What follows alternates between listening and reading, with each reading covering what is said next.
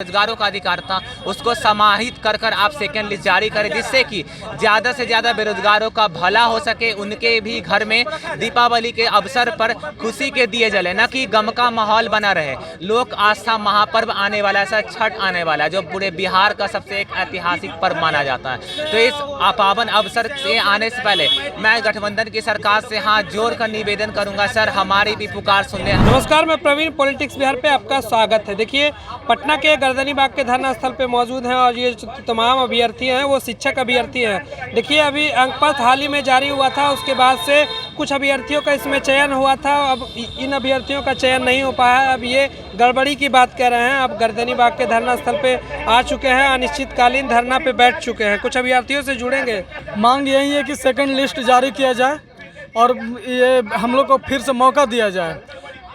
ये गड़बड़ी हुआ है, धांधली हुआ है, उसके जो हम लोग क्या गड़बड़ी हो गई? गड़बड़ी यही हुआ कि बिना डॉक्यूमेंट्स वेरिफिकेशन के नियुक्ति पत्र बांट दिया गया है। नियोजित शिक्षकों को भी हम लोग ग्रुप में शामिल कर दिया गया है। तो इन सब मांगों को लेकर के फिर से सेकंड लिस्ट जारी किया जाए। हुआ है लेकिन ठीक से नहीं हुआ है। हमारी मांग है कि नियोजित शिक्षकों को अपनी सीट पर समायोजित कर दूसरी मेगा सूची जारी कर बेरोजगार युवाओं को मौका देकर फिर से एक बार हम लोग को रिजल्ट दिया जाए। हम लोगों का सरकार से यही गुहार है, कहीं ना कहीं हम लोगों का हकमारी हुआ है। हकमारी इस मामले में हम लोग सरकार के इस फैसले का सराहनीय करते हैं, युवाओं को रोज़गार मिली है। ये हम लोगों का हकमारी इस मामले में हुआ है जो प्राइमरी में जो पूर्व से सेवा में है, पूर्व से नियोजित शिक्षक है, उन लोगों का जो है रिजल्ट दिया गया है, जिससे हम लोगों की हकमारी हो गई है। तो हम लोग सरकार से यही मांग करते हैं तो सरकार को नियोजित शिक्षक जो है उसको पूर्व के सीट पर ही गणना किया जाए और हम लोगों को जो है उस फ्रेश में हम लोगों को मौका दिया जाए। नियोजित शिक्षकों को पूर्व के ही सीट पर गणना किया जाए।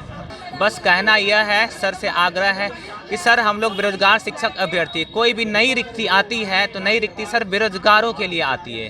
तो उसमें 28,000 से ज़्यादा जो है आपने नियोजित शिक्षक को ही उसमें शामिल कर लिया और जो बेरोजगार जो बाहर वाले फिर आ गए, ठीक है। उसके अलावा जो बेरोजगार कितने 25,000 मान सकते सर, ठीक है, मान लिया 30,000, लेकिन वैकेंसी कितनी थी 80,000 थी ना सर। 80 में 30,000 बस 20,000 25,000 बेरोजगारों को मिलती है। कहाँ का आंकड़ा है सर। आज भी जो लोग पहले से सड़क पे थे आज भी सड़क पे। आग्रह है मेरा गठबंधन की सरकार से, नीतीश सरकार से, तेजस्वी जी की सरकार से, जो कहती है कि युवा की सरकार है, बेरोजगारों की सरकार है, जो सदा सुनती आई है और कल सुनी भी है सर। ऐसा नहीं है, कल का जो ऐतिहासिक दिन जो रहा आज पूरे भारत वर्ष में ऐसा नहीं बना है, किसी सरकार ने भी ऐसा नहीं बनाया है। और जैसा अतुल प्रसाद सर ने, आयोग ने जितनी कम समय में एग्ज़ाम इतने बढ़िया तरीके से लेकर रिजल्ट का प्रकाशन कर दिया, आज तक किसी आयोग ने ऐसा नहीं किया।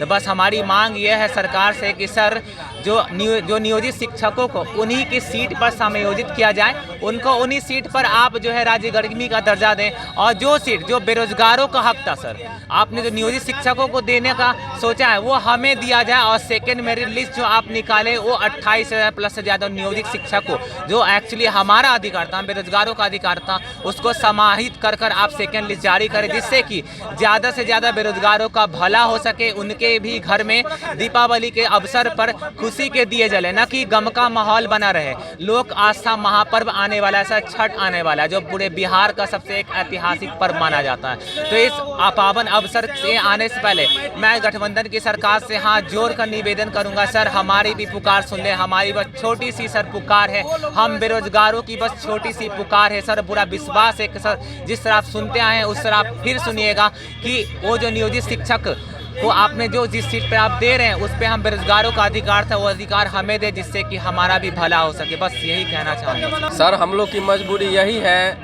कि जो नियोजित शिक्षक जो 28,000 के लगभग में है, उनको समायोजित करके उन्हीं के सीट पे उनको राजकर्मी का दर्जा दीजिए आप। और जो सीटें वैकेंट बचती है उस पर जो फ्रेश कैंडिडेट है, 1 नंबर 8 नंबर 2 नंबर से छूट रहे हैं, उनको आप जो है मौका दीजिए। और जल्द से जल्द जितना जल्दी हो आप सेकेंड लिस्ट, जैसे कि माननीय अतुल प्रसाद जी बोले हैं कि हम इसके बाद सेकेंड लिस्ट जारी करेंगे, तो जल्द से जल्द हम लोग चाहते हैं कि वो सेकेंड लिस्ट जारी करें। बहुत से ऐसे कैंडिडेट हैं जो क्वालिफाई कर चुके हैं और ये काउंट भी हो जाएगा। इस जो 3 टाइम जो मिलता है टाइम, एक टाइम चला भी जाएगा।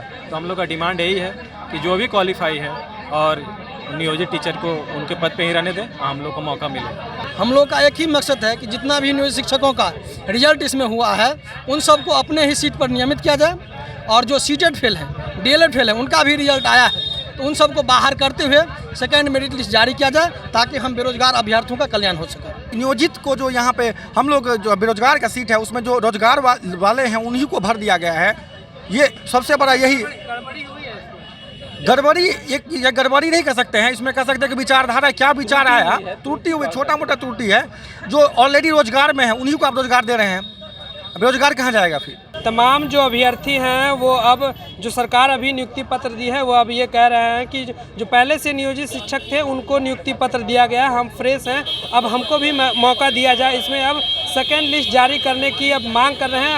अब आज से ये जो है पटना के गर्दनी बाग के धरना स्थल पे अनिश्चितकालीन धरना पे बैठ चुके हैं। हमारा ये पूरा वीडियो आपको कैसा लगा हमें कमेंट करके जरूर बताएं। साथ ही ऐसी तमाम खबरों के लिए द पॉलिटिक्स बिहार देखते रहें। धन्यवाद।